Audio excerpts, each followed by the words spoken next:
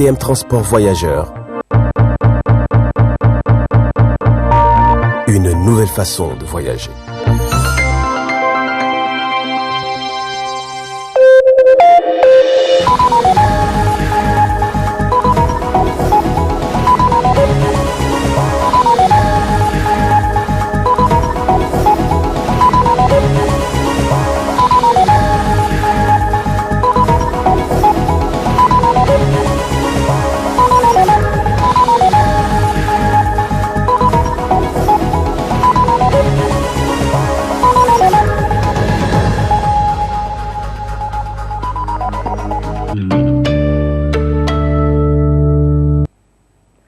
Mesdames et messieurs, bonsoir et veuillez nous excuser pour ce retard indépendant de notre volonté. Cela dit, la salle 4 du palais de congrès a servi de cadre à une rencontre d'échange et d'information entre la Commission électorale nationale indépendante CENI, les organes de la société civile et les responsables des organes des médias sur le bilan préliminaire des scrutins du 13 au 27 décembre 2020.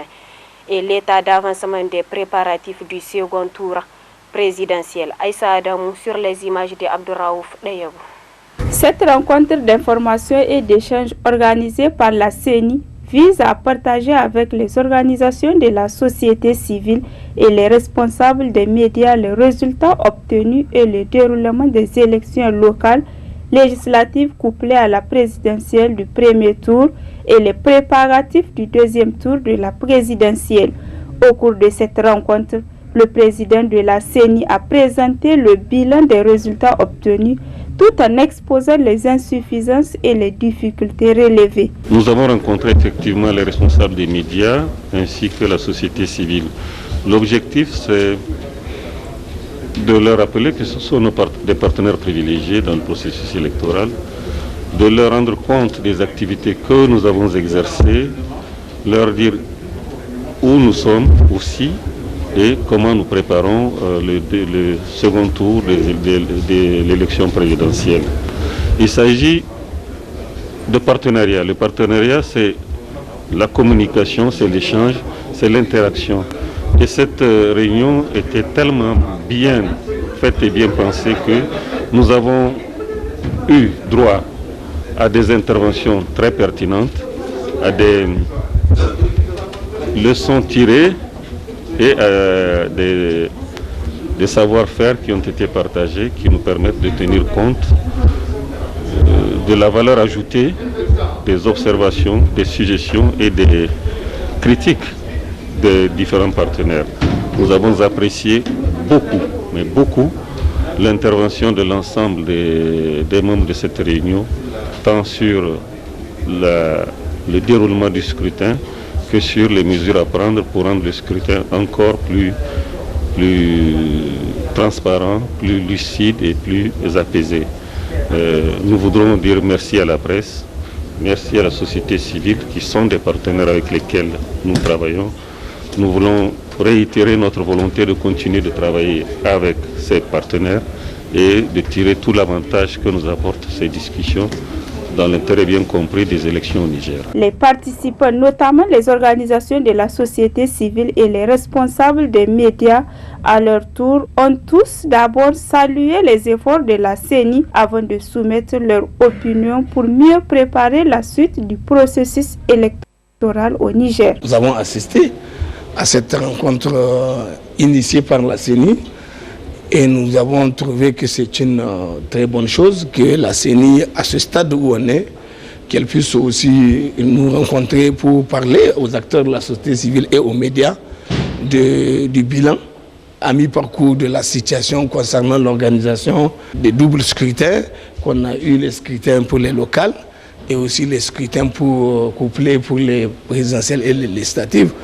Et étant entendu que là, on est arrivé en phase de mise en œuvre de tout ce qui a été dit ou fait auparavant.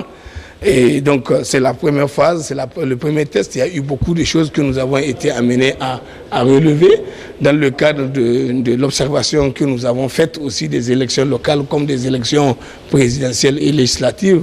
Donc, ils ont fait le compte rendu, ils ont indiqué eux aussi à leur niveau les différents manquements qu'ils ont relevés, et puis les points sur lesquels ils envisagent eux-mêmes donc d'agir pour essayer de voir comment améliorer pour que le futur scrutin, notamment le comptant pour le deuxième tour, puisse se faire avec une meilleure amélioration. Parce que la CENI, elle est permanente, elle est censée être là et maintenant elle est censée travailler à améliorer partout où il y a eu des points faibles.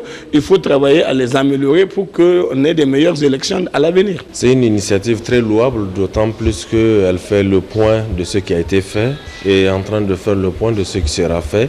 Ils ont tiré le bilan de réalisations faites et ils vont faire les projections pour l'avenir. L'un dans l'autre, on peut dire que c'est un bilan très positif à encourager, surtout quand on sait que les échanges donneront toujours un résultat positif, ça permet de communiquer. D'où l'essence même de nous autres médias.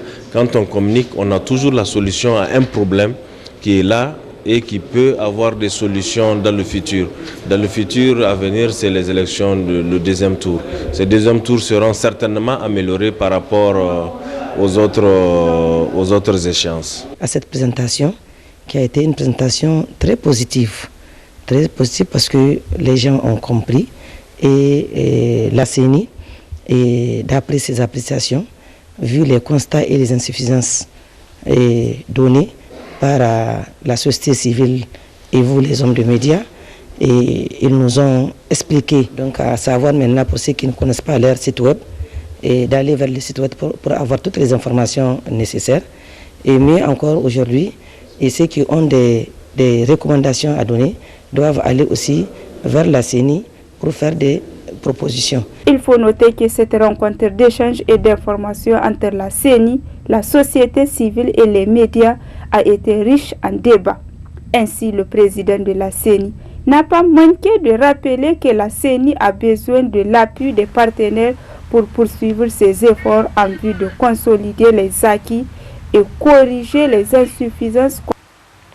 Dans le cadre de la campagne électorale pour le second tour de l'élection présidentielle du 21 février prochain, la cité de Koy a accueilli un GM meeting organisé hier par la coordination régionale du PNDS Taraya et les partis soutenant la candidature du président Bazoum Mohamed. C'était en présence du coordonnateur régional du parti mix El Haj Ousseini Tini, des milliers de militants et sympathisants du parti Rose. Nos envoyés spéciaux Alouma Massani et Ibrahim Kantama pour le point. Cette démonstration de force des militants et sympathisants du PNDS Taraya et les partis alliés traduit l'engagement des leaders politiques soutenant la candidature du président et candidat du PNDS Taraya, El Haj Bazoum Mohamed. Hommes, femmes et enfants, tous sont sortis en grande pompe pour dire oui pour la continuité et la stabilité des institutions de la République. La cité de Koy a sans nul doute réservé une surprise relativement à la forte mobilisation de tous les responsables des partis politiques membres aussi de la coalition Bazoum Sekaï.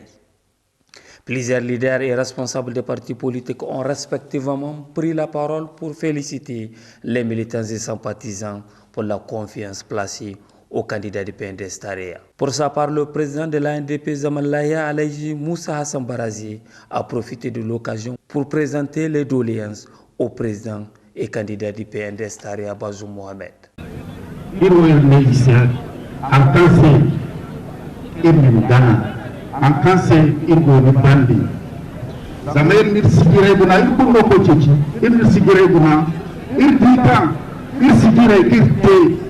do sala go se din wana igi himchari wadi se do irne fatta kin gana inni latal kanandi irne se irni programme ojo disgaro irne chaw har ke ciyan gona ara yine ki teleberi yine ki nyamai har ke ki ba husnai da ari sino ba ko sino irga ba fondo aina kyau ai fondo bo amma ganan ni maki ni bonse do so bo rayni dinna forset ni dengesi ndesi ni kilay wadi se zamir ne hay kulkan ni kino ngate wadi se hando kin do waran ka kindifo diga fatta ka sapani se ni forset ko ni dukati. Prenant la parole, le président et candidat Alhaji Bazoum Mohamed a pris note de toutes les doléances, notamment sur les questions d'eau et le port sec de Dosso, avant de présenter son projet de société qui prendra en charge toutes les préoccupations de la région de Dosso et le Niger en général. Tout à l'heure, mon cher frère Moussa Hassan Barazé, parlant au nom de Dosso, m'a dit que les populations de Dosso sont confrontées à un problème d'eau. Je le sais, Barazé, et j'en ai tenu compte. Je sais que aujourd'hui, l'eau qui est servie à Dosso est totalement insuffisante. Un jour, je devais devenir président de la République. La première chose à laquelle je penserai, c'est une route Sabongari qui va venir, qui va passer par Djulou et qui va venir à Bourémi. Cette route, elle est absolument indispensable. Nous allons faire l'aménagement et le bitumage de la route Marbou-Harikanassou-Yeda. Ce meeting suivi de conférences des cadres des partis politiques membres de la coalition Bazoum 2021 à Dosso prouve la détermination des plus hauts responsables des partis politiques du Niger dans l'accompagnement du programme de la Renaissance Acte 3 à travers un programme de gouvernance qui prend en charge toutes les préoccupations du moment.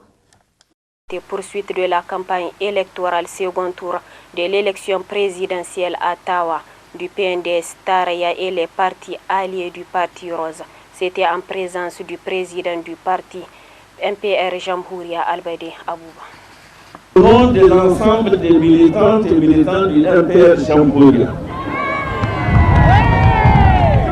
Deuxièmement, au nom de l'ensemble des militants et militants de tous les partis politiques qui vous soutiennent. En ce qui concerne la région d'Ottawa, je vous fais le serment que nous allons voter massivement et de façon claire et sincère pour vous porter à la magistrature suprême de ce pays. Militantes et militants des partis politiques de l'Alliance soutenant la candidature de M. Bazoum, je vais vous adresser un message au nom de tous les leaders des partis politiques.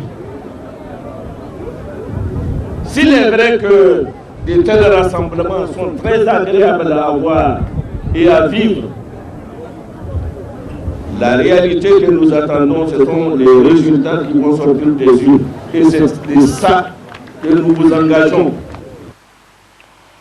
L'édition 2021 du Sabre de Martyrs s'est déroulée du 4 au 5 février 2021 à l'Université Abdou Moumouni de Niamey. Ce tournoi s'inscrit dans le cadre des activités commémoratives des événements du 9 février 1990. Des détails dans ce reportage du studio Kalango. Sabre des Martyrs, c'est le nom du tournoi de lutte traditionnel qui s'inscrit dans le cadre des activités commémoratives des événements du 9 février 1990. Cette deuxième édition du tournoi qui s'est déroulée du 4 au 5 février 2021 a mis aux prises 16 lutteurs de différentes facultés de l'Université Abdou Moumouni de Niamey et ceux des grandes écoles et instituts de la place. Abou Magaji Maman Bachir, président du comité d'organisation, explique l'objectif de ce tournoi. L'objectif principal assigné à ce tournoi, c'est de renforcer les liens de fraternité et de solidarité entre les étudiants des différentes facultés de l'université Abdou Moumouni de Niamey et ceux des grandes écoles et instituts de la place. Ici à l'université, les activités se déroulent au niveau du complexe scolaire Alionanj. Mais cette année, on a rencontré beaucoup de difficultés parce que le terrain a été inondé. On était obligé d'aller à l'INJS et à l'EMIC. S'il n'y avait pas la cohésion, s'il n'y avait pas les liens là qui nous lient entre les différentes écoles et facultés, on n'allait pas déplacer les activités de l'université pour aller les effectuer quelque part. Garbaya Esseni, étudiant à la faculté des lettres et sciences humaines et champion de cette édition, nous livre ses ambitions pour ce sport roi des Nigériens qu'est la lutte. Nous voulons que vraiment des étudiants un nombre important des étudiants qui puissent au moins aller présenter les universités au cours de la lutte traditionnelle pour les différentes régions.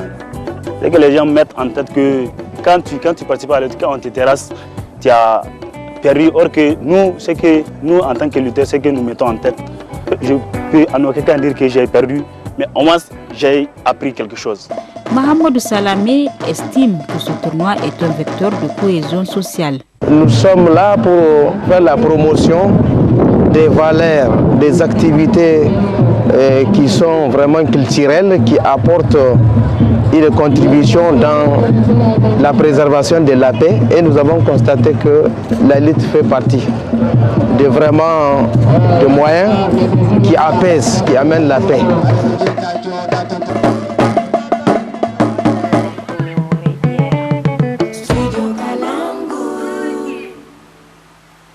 L'Union des scolaires nigériens ont commémoré hier mardi 9 février 2021 le 31e anniversaire des événements tragiques ayant entraîné la mort de 3 de l'air le 9 février 1990. Le thème retenu cette année est l'USN dans le contexte socio-politique et sécuritaire. Enjeux, défis et perspectives. Le point avec Ramot Omarou sur les images de Abdouraouf Deyabou. Cette cérémonie marque le 31e anniversaire de la commémoration des événements tragiques du 9 février 1990 et exceptionnelle pour les scolaires nigériens en ce qu'il coïncide avec un contexte national très mouvementé, eu égard à l'insécurité grandissante qui frappe nuit et jour leurs paisibles concitoyens. Ce 31e anniversaire coïncide également avec la pandémie à la Covid-19 dans le monde et dans notre pays, ainsi que le contexte socio-politique lié aux élections générales. Si l'on doit aujourd'hui se réjouir de l'institution du multipartisme, force est de reconnaître que les revendications des scolaires des années 1990 sont encore d'actualité. L'état de promiscuité sociale dans lequel végète le contribuable nigérien ne fait que s'aggraver et les acteurs du massacre du 9 février ne sont aucunement inquiétés. Pire, certains présumés coupables, juste même d'une considération auprès de nos dirigeants qui se sont succédés de la conférence nationale à nos jours. Chers camarades, la commémoration du 31e anniversaire des événements tragiques du 9 février intervient dans un contexte tant au plan national et international qu'à notre sein. Au plan national, la situation est marquée par la propagation à la vitesse de l'éclair du virus de la pandémie de la Covid-19 avec son cortège de conséquences humaines, matérielles, économiques et même culturelles.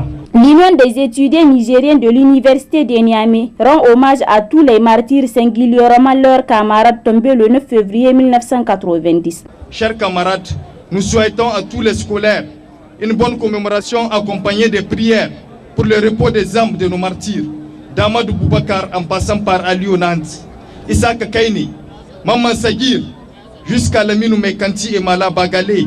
Priez où que vous soyez, car ce sera la seule façon d'apaiser leurs âmes. Gardez-vous de festoyer, de danser et d'être joyeux en cette date pour que le procureur soit réceptif à notre revendication primordiale commune, celle de la justice à nos martyrs.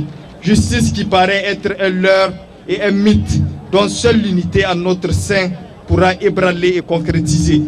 Tous armés de courage et nos cœurs pleins de rage, nous livrerons bataille pour vaincre la pagaille. Vive l'ISN, vive l'UNUN, la lutte contre... Notons que le comité directeur de l'ISN lance un appel à l'union et à la solidarité de tous ses militants pour mieux s'engager dans la lutte pour la défense de leurs droits et mieux faciliter la résolution de leurs légitimes revendications. À l'occasion de cette commémoration, nous avons recueilli quelques réactions des scolaires qui continuent à réclamer justice pour tous les martyrs de l'ISN qui se sont sacrifiés pour l'avènement de la démocratie multipartite au Niger. Aujourd'hui, le 9 février 1990, aujourd'hui 9 février 2021, cela fait 31 ans que nos camarades ont été lâchement assassinés sur le pont de Kennedy par le régime de Ali Chebou que vous connaissez. Donc Mais très malheureusement, ce que nous détestons et ce qui ne nous a pas plu aujourd'hui, pensant qu'aujourd'hui nous avons un ministre de la justice dont à l'époque criait, chantait. Aujourd'hui, et nous pensons qu'une fois à la tête de ce ministère, il va faire en sorte que justice soit faite. Mais hélas, jusque-là, nous sommes comme en arrière, rien n'a été fait. En tout cas, pour tous les scolaires, cette date est une date commémorative, puisque vraiment nous sommes là pour chercher justice à nos martyrs depuis 90. Maintenant, ça fait 31 ans. À ce temps-là, je me rappelle, j'étais en classe de CE1.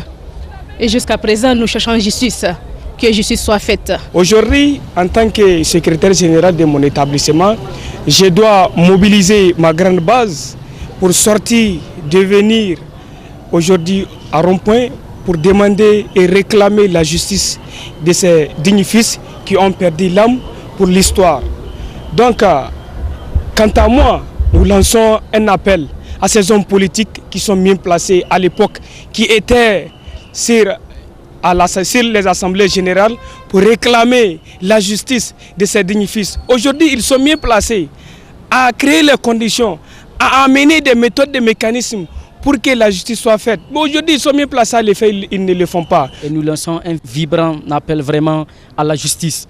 Nous lançons un vrai appel aux autorités compétentes de pouvoir créer les conditions pour que justice soit faite à ces camarades-là. Parce que je pense bien que ces camarades ont fait couler leur sang pour pouvoir alimenter la plante de l'ISN. Et aujourd'hui, c'est cela que nous avons appris, c'est cela que nous avons eu comme histoire. Et nous tenons à pouvoir informer l'opinion nationale et internationale que nous sommes toujours déterminés à pouvoir toujours réclamer justice à nos voisins camarades qui se sont donnés corps et âme pour la défense des intérêts nobles de la grande base. Les différents gouvernements qui se sont succédés, ils font sourde oreille à cette revendication. Et nous aussi, en tant que des scolaires, nous nous sommes engagés, nous avons cette détermination de demander justice jusqu'à ce que cette justice soit rendue à nos camarades. Chers téléspectateurs, nous sommes à la fin de cette édition d'information. Très bonne réception. Au revoir.